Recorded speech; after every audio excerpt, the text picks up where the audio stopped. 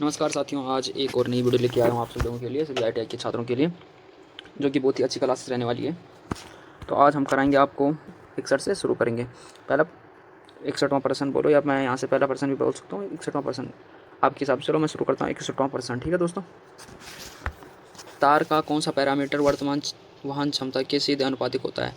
तो दोस्तों पहला प्रश्न कह रहा है कि तार का कौन सा पैरामीटर वर्तमान वहन क्षमता के सीधा अनुपातिक होता है। तो पहला जो ऑप्शन है हमारा वो है तार प्रतिरोध, दूसरा ऑप्शन है पासिंग करंट, तीसरा कंडक्टर की आवृत्ति, चौथा है कंडक्टर का व्यास। तो इसका राइट आंसर हो जाएगा कंडक्टर का व्यास। ठीक है दोस्तों, 62वां प्रश्न कह रहा है कि कंडक्टर के बढ़े हुए व्यास के साथ वर्तमान प्रवाह पर क्या प्रभाव पड़ता है? तो इसका जो राइट आंसर होने वाला है, इसका राइट आंसर हो जाएगा डी, यानी कि उच्च वर्तमान प्रवाह की अनुमति देता है। 63वां प्रश्न पूछ रहा है कंडक्टर की वर्तमान ले जाने की क्षमता के साथ तार व्यास का क्या संबंध है? तो इसका जो राइट आंसर होने वाला है 63 का, वो होने वाला है बी आंसर। ठीक है दोस्तों, सीधे अनुपातिक। 64वां प्रश्न कह रहे हैं दोस्तों स्थिर विद्युत आवेश को किसे कहा जाता है? तो इसे कैसे कहा जाता है? तो राइट आंसर हो जाएगा इसका 64वां का बात करें जाए तो इसका राइट आंसर हो जाएगा स्टैटिक चार्जेज। ठीक है दोस्तों, 65वां प्रश्न कह रहा है कि विद्युत मात्रा को मापने के लिए प्रयोग किए जाने वाले उपकरण का नाम क्या है? ठीक है दोस्तों, तो इसका राइट आंसर क्या हो जाएगा?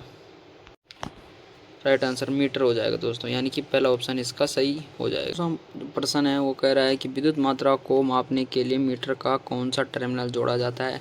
तो इसका सीधा सीधा राइट आंसर कहते हैं हम कि इसका हो जाएगा ए। ठीक है दोस्तों, यानी कि इनपुट टर्मिनल। ठीक है दोस्तों, 67वां प्रश्न देखेंगे। 67वां प्रश्न जो कह रहा है दोस्तों वो बोल रहा है कि मीटर द्वारा मापी गई विद्युत मात्रा को इसमें कैसे चिन्हित किया जाता है? बल्बों को प्रिंट। ठीक है दोस्तों, 68वां प्रश्न देखेंगे। एमीटर डायल पर जो प्रतीक एक्स का क्या अर्थ है? एक इसका राइट आंसर बताना है दोस्तों हमें। तो इसका जो राइट आंसर हो जाएगा वो हो जाएगा बी। ठीक है दोस्तों, यानी कि स्थिति सूचक। ठीक है, 17वां प्रश्न जो कह रहा है हमारा वाल्ट मीटर पर संख्याओं द्वारा चिन्हित प्रत्येक विभाजन का मूल्य क्या है? ये वाल्ट मीटर दे रखा है, इसमें प्रत्येक विभाजन का मूल्य बताना है दोस्तों। तो इसका सीधा सीधा राइट आंसर हो जाएगा बी, यानी कि 2B। पैनल मीटर की यांत्रिक शून्य त्रुटि को कैसे ठीक किया जाता है? ठीक है दोस्तों, तो इसका राइट आंसर हो जाएगा सी, चाल नहीं चल कुंडल की जगह लिखा हुआ है यहाँ पे। ठीक है दोस्तों, 17वां प्रश्न कह रहा है पैनल मीटर में यांत्रिक शून्य त्रुटि किस स्थिति में होती है? तो इसका राइट आंसर हो जाएगा दोस्तों ए, इसका राइट आंसर हो जाएगा, यानी कि सामान्य स्थिति में। ठीक है दोस्तों, सामान्य स्थिति में इसका राइट आंसर हो जाएगा। बैटरी सेल में प्रयुक्त धातु स्ट्रिप्स की जोड़ी क्या है? तो इसका जो राइट आंसर हो जाएगा वो हो जाएगा सी। ठीक है, 73वां प्रश्न देखेंगे। लीड एसिड बैटरी में किस इलेक्ट्रोलाइट का उपयोग किया जाता है? तो जो इसका राइट आंसर हो जाएगा वो हो जाएगा बी। ठीक है दोस्तों, यानी कि सल्फ्यूरिक एसिड का इस्तेमाल किया जाता है। तो 74वां प्रश्न कह रहा है कि बैटरी को कैसे वर्गीकृत किया जाता है? तो इसका जो राइट आंसर होने वाला है आंसर सी, प्राथमिक कोशिकाएं तथा द्वितीयक कोशिकाएं। इसी के साथ जो 75वां प्रश्न कह रहा है वो कह रहा है कि silver oxide cell rated output voltage क्या है? तो राइट आंसर बी इसका है। ठीक है दोस्तों, राइट आंसर बी, यानी कि 1.5 VDC। उसी के साथ 76वां प्रश्न कह रहा है, इसको पूरा तो नहीं दिखा सकता हूँ अभी क्योंकि ऊपर नीचे है। सेलुलर फ़ोन के लिए किस बैटरी का उपयोग किया जाता है? तो इसका जो राइट आंसर हो जाएगा बी, इसका राइट आंसर है। ठीक है दोस्तों, यानी कि बी। 77वां प्रश्न कह रहा है कि क्षारीय मैग्नीज डाइऑक्साइड बैटरी के नकारात्मक टर्मिनल के लिए किस सामग्री का उपयोग किया जाता है? तो इसका राइट आंसर हो जाएगा जस्ता, यानी कि ऑप्शन ए। ठीक है दोस्तों, इसी के साथ 78वां प्रश्न कह रहा है कि आवेश की इकाई क्या है? तो आवेश की इकाई होती है कूलम। ठीक है दोस्तों, राइट आंसर डी हो जाएगा। ठीक है दोस्तों, 79 प्रश्न कह रहा है कि बैटरी को उनके काम के आधार पर कैसे वर्गीकृत किया जाता है? राइट आंसर सी हो जाएगा दोस्तों, प्राथमिक और द्वितीयक कोशिकाओं द्वारा। लीड एसिड बैटरी में एकल कोशिका का रेटेड वोल्टेज क्या है? तो इसका राइट आंसर हो जाएगा 2.2V। ठीक है दोस्तों, 81% कह रहा है कि ऑटोमोबाइल में प्रयुक्त सीमा एसिड बैटरी की वर्तमान रेटिंग की सीमा क्या है। तो इसका राइट आंसर हो जाएगा डी, इसका राइट आंसर हो जाएगा दोस्तों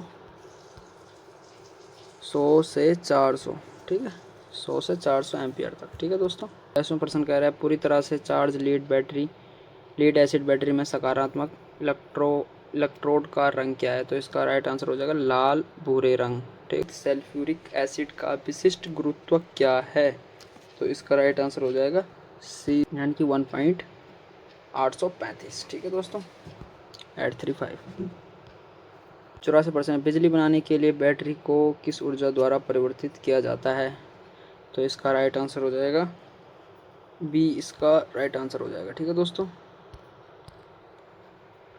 यानी कि chemical energy into electrical energy.